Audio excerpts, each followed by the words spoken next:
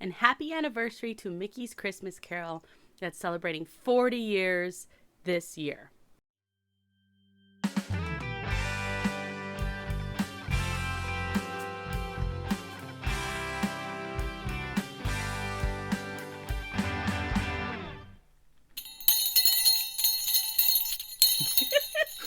Welcome to a very special episode of Disney A, the Canadian-themed Disney travel podcast. We're your hosts. I'm Brandon. And I'm Krysta. And I'm Santa's Bells. Ho, ho, ho. Wait, Bells wouldn't ho, ho, ho. Santa would ho, ho, ho. Also, it scared the cat. Yeah, Cat wants to murder the Santa Claus door hanger that we were using for bells. Anyway, surprise! We're here. It's Christmas. Happy Christmas. Ho, ho. Happy Christmas.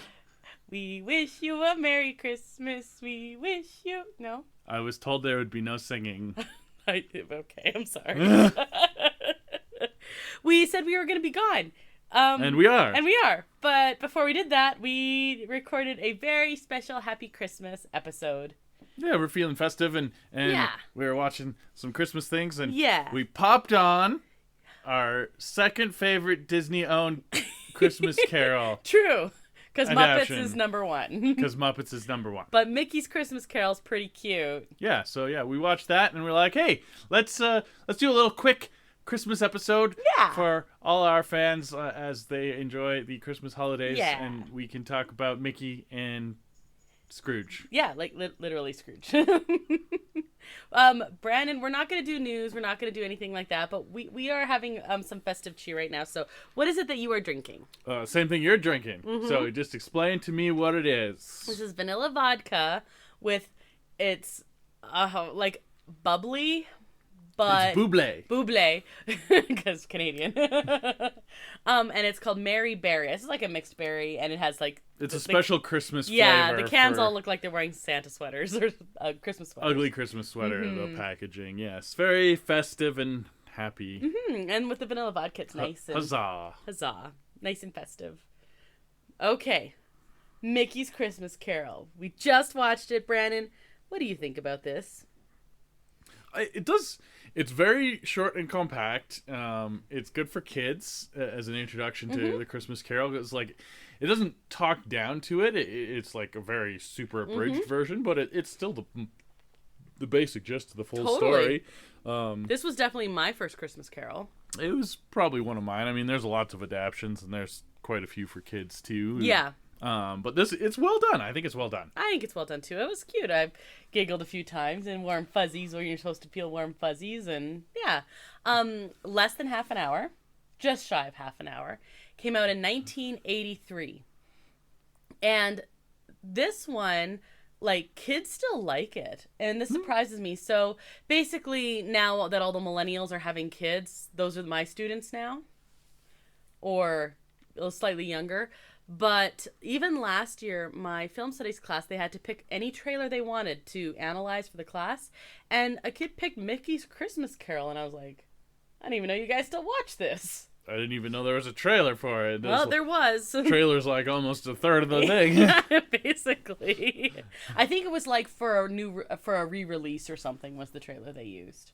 Yeah, But okay. yeah, 1983. So I really like this. I think it's sweet. Yeah, the animation, like, you can tell it's like a made-for-TV short or something like that, so the animation's not, like, super high quality, but... Nope. I and think, it uses a lot of existing animation pieces. And it kind of supposes that you already know the story of A Christmas Carol, because it does skip through the bulk of it pretty breezily to get through it in less than half an hour, and they spend a fair chunk of change in the first little bit with Scrooge's counting house and all that. Right. So the spirits very short. The spirits part is very short. Little tiny bits, Yeah. but there's lots of cool cameos, which I think we spend the bulk of the time talking about. Like, I agree.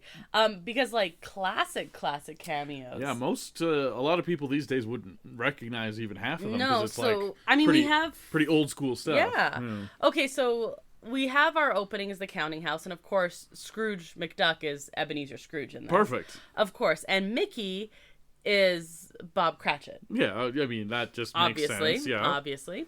Marley is played the ghost of Marley. Nephew Fred. Nephew Fred is Donald Duck, which of course makes sense. Love He's it. Scrooge's nephew. Totally makes sense, yeah. And then the charity guys that come in. This is our first. If you didn't know, who the heck are they? They are from The Wind in the Willows. Yeah. And when was the last time you heard anyone talking about The Wind in the Willows? Like basically never. Right? So yeah, they're the ones who come collecting for the poor. So that's kind of our first, although a lot of background characters are really classic old too, but this is our first, when Scrooge is walking through the streets of London, you can see quite a few random nods to things. The one that we noticed for sure right away was the Big Bad Wolf and the Three Little Pigs. Yeah. Where they were playing music for charity. Yes. Like a Salvation Army style. Yeah, exactly. Style, he was dressed kind of like Santa outfit kind of thing, and we enjoyed that right away. That's in the opening shot, actually. Yeah. And then later, actually, you know how then there was a sequel to that, and there was the Three Little Wolves, the little baby wolves, yeah. Later, when, after Scrooge is redeemed and it shows the kids running by on the street, it has a little pig chasing little wolves. Got like a toy, a pop gun. Yeah. So there was those nods right away. So yeah, if you're looking carefully in the background, you can see some stuff. I'm sure there's tons. Oh, tons. I think that would be super fun for a Disney fan who has that knowledge to kind of go through. There was a lot that I picked up on that I would never have gotten before. So we meet the ghost of Marley is Goofy. And they have complete with the door knocker scene, and like he's very Goofy-ish, even though he was the evil miser Marley. Yeah, just awkward. I don't know where his brother was at, but that's one of the things when it's like ranking the different Christmas carols. It's the only one that has double the Marleys for your buck. Yeah. I was. Do you know how long it took me to figure out why he was Robert Marley? Longer than I care to admit. Woof. Okay. Anyway, yeah, no, Goofy. Goofy's Marley. Is Marley, and he's still Goofy. There's some pratfalls and stuff, and totally like the door knocker thing is spooky, but then he kind of honks his nose, and he's like, "Gorsh!" I don't know. He's very it works. goofy about it, right? So yeah, I think throughout, this balances well for like kids watching it, but still being a Christmas carol. So that happens, and then we meet our ghost of Christmas past, and it's Jiminy Cricket, who's an excellent ghost of Christmas past. Yeah, it works. I think it works, and there's like a nod to his like how he says he's the conscience and stuff. Yeah, he opens up his jacket, and that's where his conscience badge is that the Blue Fairy gives him, but it's the badge is the Ghost of Christmas Past. Yeah. So, and I mean, to be fair, they cute. Probably used a lot of the same animation to do that. Probably some redos, for sure. But it's like they're little nods and they're cute. So I really like that one. Ghost of Christmas Past doesn't take us through like all the past that we see. We don't see him at school. We don't see his sister, which, I mean, to be fair, very few adaptations do. Yeah. I'm pretty sure the only one that I've ever seen, I can't remember any of the live action ones even doing it, but there's, I think, classic. I think Alistair Sims one did. Does it? Okay. I'm not sure. I don't know. I haven't seen that. I don't know. Maybe not. But the Jim Carrey creepy animation one. Yeah, the does. CGI one. So that's the third best Disney owned Christmas Carol of three. Yeah. The bar between Mickey's and that one is significant, I think. It's okay. The animation fine. style is wonky, creepy, and but I did like how it was pretty faithful to the book. Yes, that one big marks for me. And I really liked that we went down and saw the Christmas train when that happened. Yes. Yeah. Yes. I know. We have talked about that on the podcast. Have. Probably last year and the year before that. And the year before that. But that was cute. But he takes us right to Fezziwig's Christmas party. And man, if you like cameos. The whole room's basically filled with them. So Fezziwig. Mm-hmm. Not Fuzzywig. Not Fuzzywig. He's not Fozzie. Fozziewig. Fozziewig, yeah, he's not Fozziewig. He's Mr. Toad. Mm-hmm. With a wig. Yeah, with a wig. And he's up sitting on the piano playing his violin. fiddle. And he is joined by all kinds of creatures, and some are dancing. And so some of the ones we definitely recognized. Some of the characters from Robin Hood. Yeah, they had the kids from Robin Hood. Yep. Was the big one in and there. then later on the street, actually, it had the parents, the mothers as well. But they were on the street more. So definitely them. More from like Wind in the Willows and Mr. Toe, like that era of shorts and stuff. A lot of them are like they're animals and stuff, so that like makes sense. You wouldn't be able to pull in, I don't know, human characters, right? So yeah, so that was cool. That was very cool. But yeah, they really liked the they really liked the Robin Hood people. I mean, I did too. Totally. So there's a scene in Robin Hood. There's two actually, but it's the celebration in the forest after Robin gets away, and they took all the characters singing and clapping and stuff like that. Put them in here. Again, probably reuse the animation. Oh, 100%. Yeah. Change their clothes. Made it Christmassy.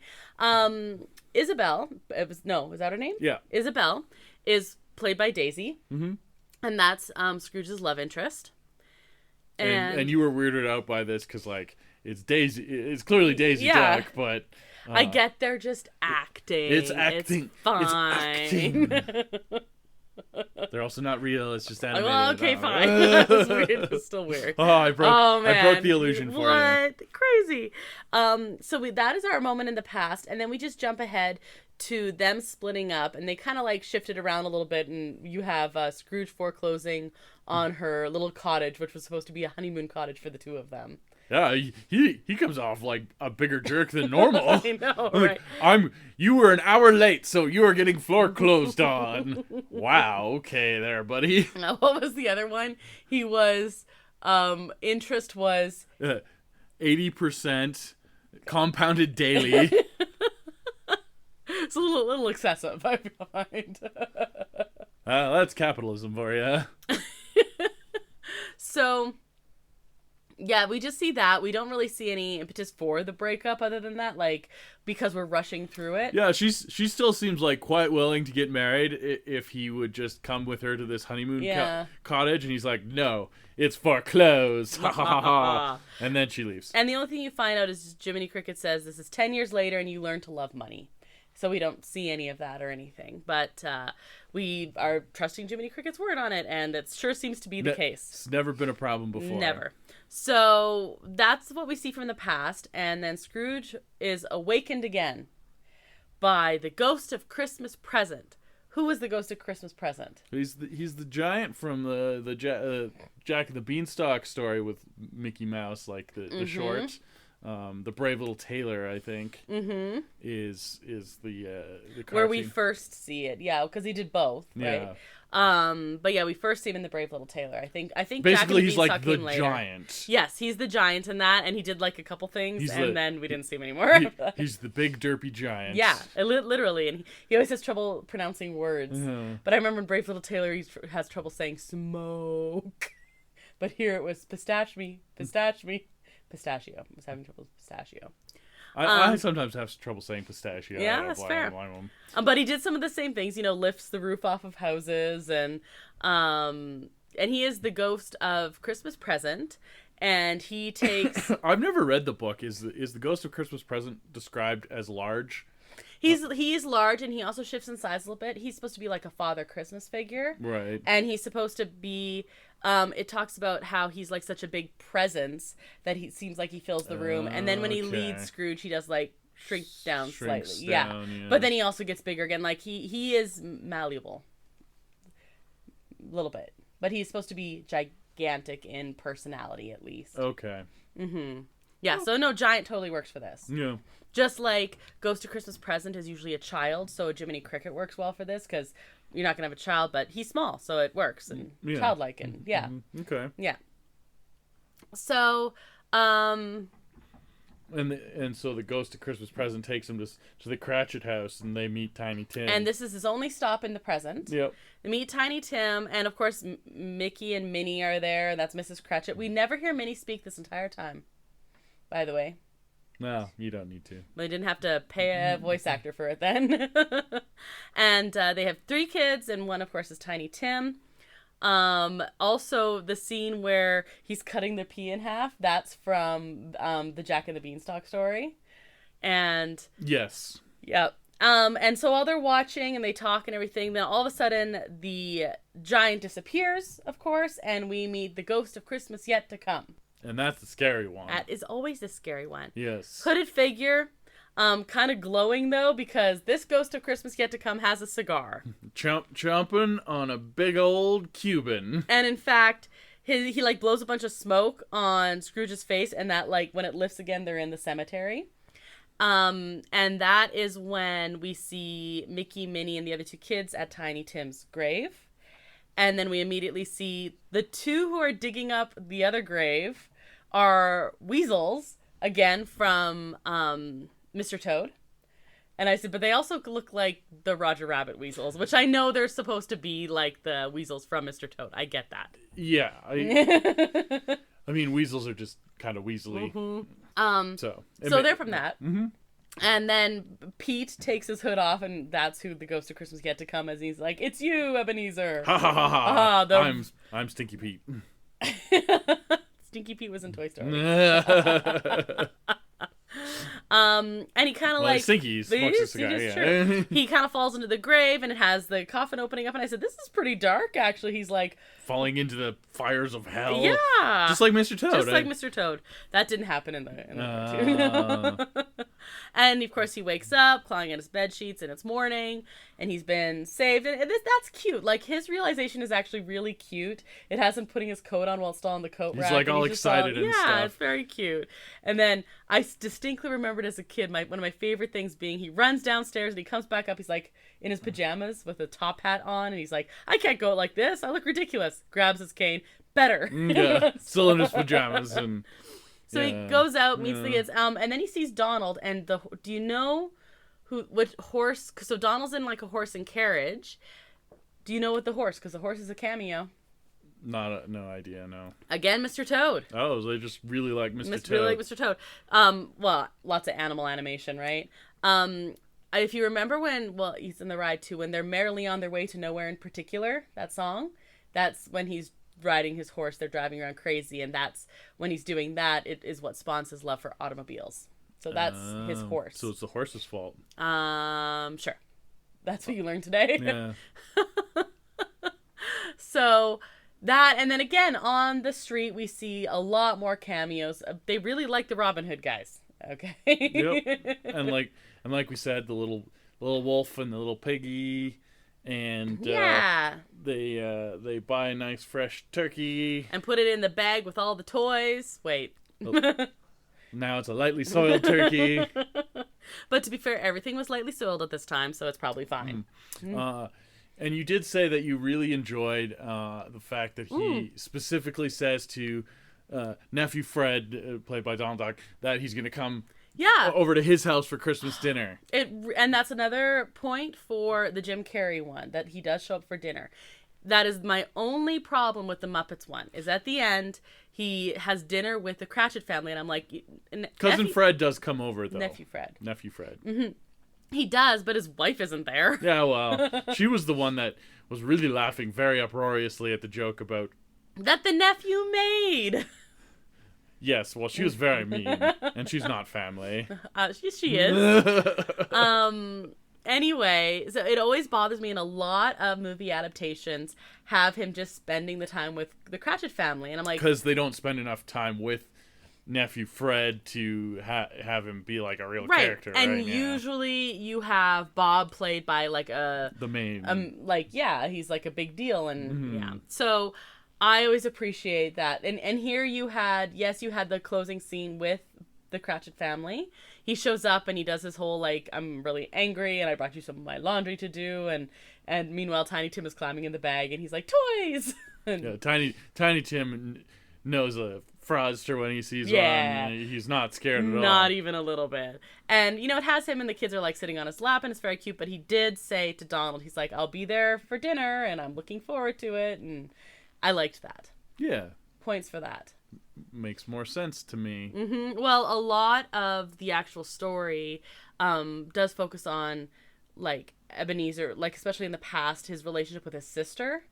And it is helpful for him to have some motivations for becoming such a crotchety old mean man. Right. And most movie adaptations take all that away, because then you have to, it's a takes time. chunk that you can cut for time, but it also, like, his sister's kid is nephew Fred, and it's his only surviving relative, so then you also get to see, like, right. It's a big deal for him to go for dinner at his house, because it's like him coming to terms with that. And if they take that out, like, from a writery standpoint, it's a writery. That was funny because it's yeah. So anyway, I liked that. Real good English and I English the bestest. Oh. Gooder than you. Oh. Oh boy. I should have more cookies. Apparently. But yeah, so, and then we end, and it's really cute little drawing that we leave on, and Mickey and Minnie are standing there, his arms around her, and the kids are, like, sitting on Scrooge's lap, and yeah, and roll credits. Nice short and sweet. It's a good one to throw on. Like, there's some good short little Christmas things like Rudolph and stuff like that. This is another one, like, you got half an hour, pop her in there, perfect, and you get the full Christmas Carol story. Absolutely. Away you go, and you get a little bit of Mickey Mouse. Yeah, and it's a really sweet one, and everyone should love it. Everyone should love it? Yeah. Or else. Or else Stinky Pete's coming. Stinky Pete's coming. He's gonna blow some smoke in your face. That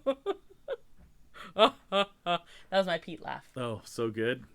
But yeah, no, I liked it. It made me happy. It'd been a while since I'd seen it, actually. I think it's pretty good. Yeah, it's pretty good. It holds up. Yeah, it's, like, cute. I mean, it's not the Muppets. The Muppets one is the best. Yes, but that's a lot longer, especially if you are forced to sit through the really bad song that they cut for the theatrical version. It was not bad. It was good. It's lame. Anyway, no, it's not. It's long. It's long. And then the finale is with a reprise of the song that doesn't exist. Plus, it's, like, weirdly paced if they cut it. It's very important that it's in there. Okay. It's very important it's in there. Oh, yes. Mm-hmm. It's a 2-minute song. You're fine. Should have written a better song that they didn't have to cut then. It was really good, and it's going to stay in there. Ah. Although I think the Disney Plus one doesn't have it in there. No, it has the option to watch. Oh, really? Yeah. Oh. Well, I always used to just watch it on my DVD. Yeah. And I like that because Kermit comes out and like criticizes you for if you're on the menu too long. He criticizes you. Good old DVD menus. Yeah. Well, we're going to watch it with the song in there. But this one is, like you said, really good. It should be in the same as the original Grinch and Rudolph and... Yeah, Grinch. That's the other good, like... And Charlie Brown. Charlie Brown would be another one. Yeah, those those little ones. short things. You know another really good short one? Did you like the Garfield one? Actually, the Garfield one wasn't half bad. Yeah. I like this better, but that's another... I'm also real partial to a couple of South Park episodes, but that's not for kids. So what could you do, eh? Maybe we should go watch that now. Maybe. So, final thoughts about Mickey's Christmas Carol. You should all go watch it now. Yeah, just Pete's gonna come after flip you. her on. You could Christmas Day afternoon. Yeah. Good, just there you go. While you're sitting on the couch. There's also a few more little Mickey shorts. Yeah. On Disney Plus that are Christmassy. Any off the top of your head that you want to recommend? I Pluto's Christmas Tree. That's cute. That one I like a lot. Yeah. And I liked the new animation where Donald didn't want to migrate because he wanted to experience at Christmas. Yeah, he always migrates with the other ducks, and then he was like, no, and he almost dies. He almost dies, yeah. That one's pretty cute, too. Yeah, I really anyway, like but there's a whole bunch on there. Yeah, I don't know. have a look. There's some Maybe good ones. start with Mickey's Christmas Carol because so it's good. Classic. And you know what? You need to have a little bit of couch napping going on anyway. Sure, you fill up on the turkey and the eggnog and your stuffing. Yeah. And you go have some cookies and some hot chocolate and watch Mickey's Christmas Carol on the couch. I love it. And then have a nap. Yeah. That sounds really nice. Yeah. Let's do that. Okay. So Merry Christmas, everyone. Happy Christmas. Merry Christmas. Ho, ho, ho. That was my Santa laugh. Oh, good. So that's our show. Thank you, El Mule, who's responsible for the custom theme song you heard at the top of our show, and all our shows. Every single show from 2023. Yeah, which we're going to talk about next episode. Look at that Segui. Yeah, perfect. That was wonderful. So good. You can review and stuff. I don't know. We don't need to go into it. It's Christmas. Christmas. We're on holidays. Get back, Yay! Get back to. Did you just Kermit yay? Yeah. Yeah.